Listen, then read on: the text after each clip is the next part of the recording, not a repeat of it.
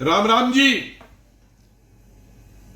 हरियाणा के सभी साथियों को राम राम, बड़े बुजुर्गों को राम राम, मेरी बूढ़ियों को राम राम, मेरे बूढ़ों को राम राम, मेरे नौजवान साथियों को राम राम। साथियों, कल थारे वास्ते एक बहुत ही बढ़िया दिन है। जिस दिन थारे पे जो हथियार है, बहुत तगड़ा हथियार है। ऐसा हथियार है वोट का, जो सरकार बदल देता है। कल तुम उस हथियार का इस्तेमाल करोगे।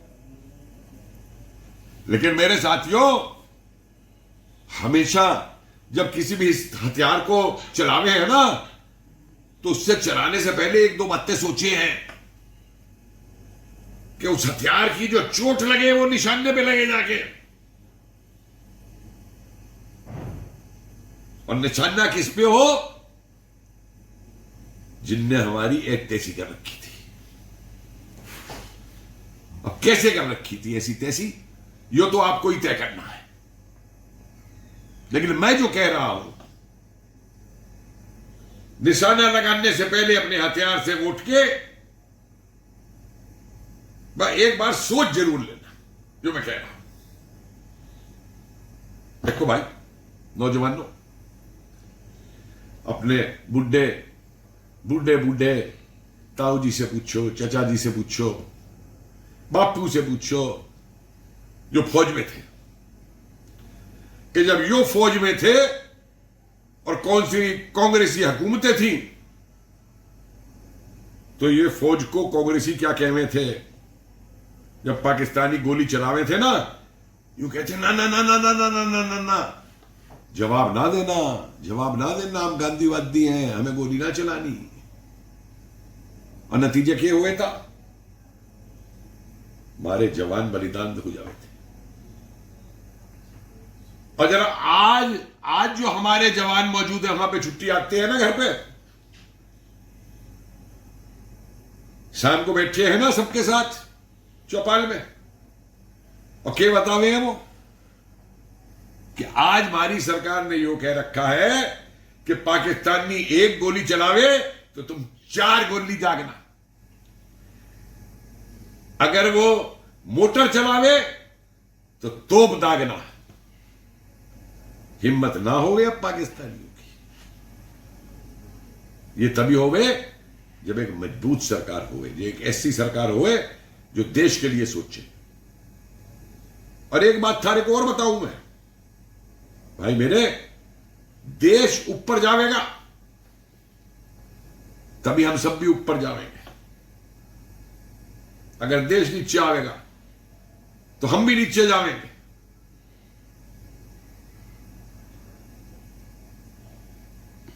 उसको वोट देवोगे जिनने चीन से संधि कर रखी है, दुश्मन से हमारे, और बतावे भी ना है कि क्या संधि कर रखी है। इनके किसी प्रवक्ता से पूछ लियो, या जो कांग्रेसी थारे धौरे आ रहा है ना वोट मांगने, या कल भी आवेंगे सुबेरे, भाई इतना पूछ लियो कि भाई हमारे को यो बता दे कि जो चीन से समझौता कर रखा राहुल गांधी और सोनिया गांधी ने, उस समझौते में क्या लिखा है? अपने आदमियों को भी ना बतावे। और भाई मेरे, विदेशों में जाके क्या कह रहे हैं ये? क्योंकि चीन बहुत बढ़िया देश है, चीन अपने पड़ोसियों का ख्याल रखे है, ये यूं बता दो। कहेगा क्यों ना, क्योंकि इसके चाचा ने तो 62 में जो करवाया था चीन के दौरे, वही इसकी रगों में बह रहा। जो लद्दाख में, आकाशाई चीन में पाकिस्तान ने हमारी जमीन दे दी थी चीन को चाचा के जमाने में, चाचा कुछ ना बोला था, यूं बोला था पार्लियामेंट के अंदर संसद में बैठे कि जी लद्दाख का वो इलाका चला गया, उन पे जहां तिनका भी ना हो गए। तो त्यागी जी थे सहारनपुर के सांसद, टोपी उतार के यूं कही थी कि मेरा सिर गंजा है तो क्या मैं अपना सिर कटवा दूं? लेकिन ये यूं कहे 370 लावेंगे वापस, 370 लावेंगे वापस, फिर लूटेंगे। और क्या हाल करावेंगे कश्मीर में, फिर पत्थरबाजी करवाएंगे 370 ला के। ताज्जुब है, ताज्जुब है। अरे और तो और आज खबर आ रही कि हिमाचल में इन्होंने मूत्रालयों पे कर लगा दिया।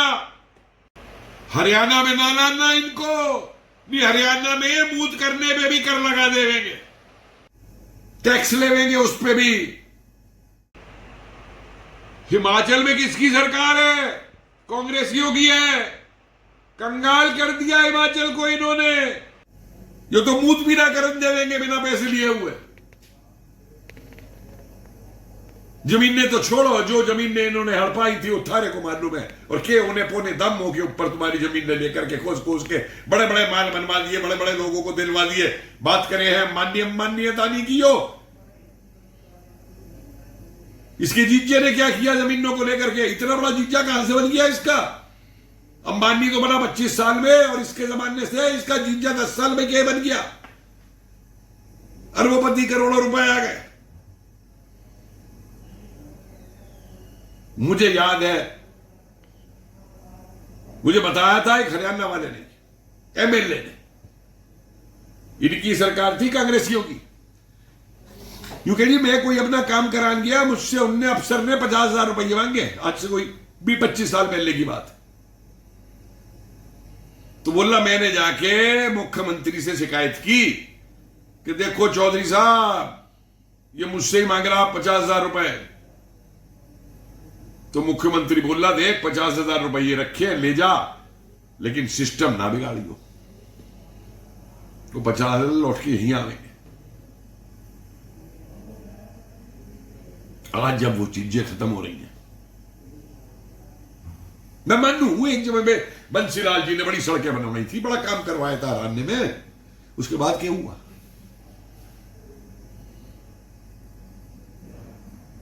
तो अगर हरियाणा को ऊपर उठाना है, आज ये यूं कहे किसान किसान की बात कर रहे हैं, ये किसान किसान की बात कर रहे हैं। अरे भाई 26 फसलों में हरियाणा में एमआरपी मिल रही है ना। जरा मुझे इससे पूछ रही हो राहुल गांधी से, मैं कर्नाटक में कितों को दे रहा है, पता चल जाएगा। आज हरियाणा के लोगों ने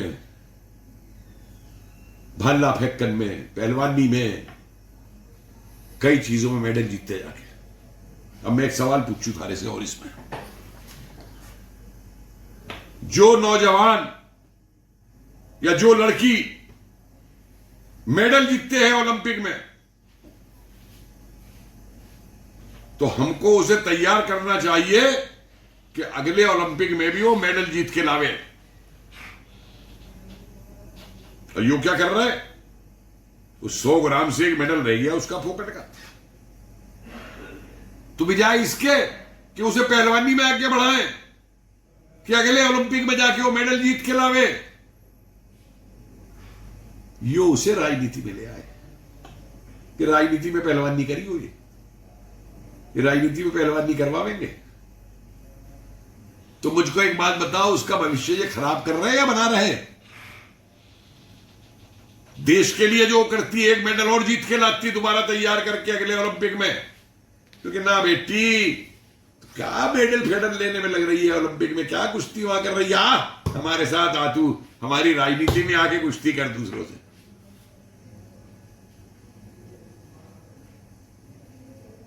वो तो मैंने कल भी बताया था कि जलेबी की फैक्ट्रियां लगवावेगा ये। अरे फैक्ट्री ऐसी चाहिए जो थारी उपज से वही खरीदती जावे और वही लग जावे। थारे को मंडी के चक्कर ना काटने पड़े, थारे को मंडी के दलालों को पैसा ना देना पड़े। आज आटा बन के जावे है ना, शहरों में बिके है, तो आटा बनाने की फैक्ट्री क्यों नहीं लग सकती वही थारे गांव में? कि थारा गेहूं वही, गेहूं का गेहूं वही थारे गांव के अंदर बिके, तो मंडी के दलालों को पैसा देने की जरूरत ना पड़े जाके। लेकिन वो तो दलाल तो मंडी कब्जाए बैठे हैं ना। किसानी और देश की रक्षा, ये है हरियाणा वाले जो कर रहे हैं। तो आज इन्हें तकलीफ है कि हरियाणा के लोग अफसर भी क्यों बन रहे हैं, हरियाणा के लोग ऊंची नौकरियों में भी क्यों जा रहे हैं। ये तो हमारे बस पारिवारिक दास बने रहो और वोट डाल ले रखो उनको। तो इसलिए ताऊ ताई चाचा, मेरे युवा साथियों, मैं फिर थारे को कहूं कि यो याद रखियो कि हमारे जो जवान खड़े हैं थारे हरियाणा के, हमारे भारत के हरियाणा के, जो बॉर्डर पे खड़े हैं, जब पाकिस्तानी गोली चलावे है तो जात ना पूछे है किसी की, हिंदुस्तानी पे गोली चलावे है। थारे को यो देखना है कौन थारा भला करेगा। कई जो इजात के ठेकेदार बने फिरे हैं ना, कभी इनके गिरबान में भी झांक को देखो कि ये थारे लिए क्या करे और अपने लिए क्या करे। फिर एक बार सोच समझ के अपने इस मजबूर हथियार का इस्तेमाल करना। राम राम, जय हिंद।